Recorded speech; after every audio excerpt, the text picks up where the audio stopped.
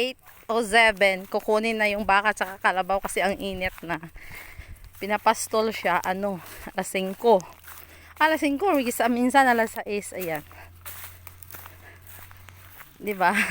Ganyan ang buhay namin dito sa probinsya. Mangharap pa na. Kaso yung kalabaw daw namin ngayon hindi pwede sakyan eh. Hindi gaya dati no, mga bata kami. Paakainin namin yung kalabaw yan. Diyan, ito yung lugar na yan. Tawag sa amin paharab. Yan, sinasakyan ko yon nung kabataan. Pero ngayon baka tatakbo na yung kalabaw sa bigat ko.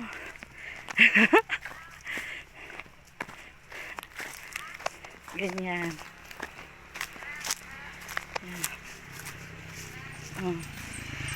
Yan. Ba.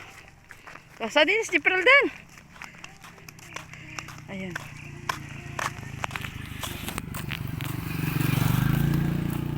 Yan.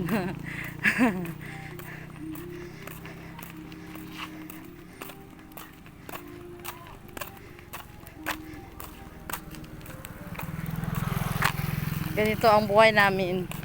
Mangunguma. Talim ng palay, tobo, mais, kamote, mani. Ayan.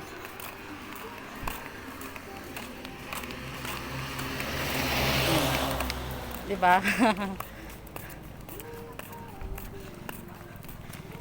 Samantalang kami sa Manila, ganito, tulog pa. Samantalang dito, pinapastol na yung baka sa kalabaw. 6 AM or 5. Tapos ganitong oras, 8 na. 8:09.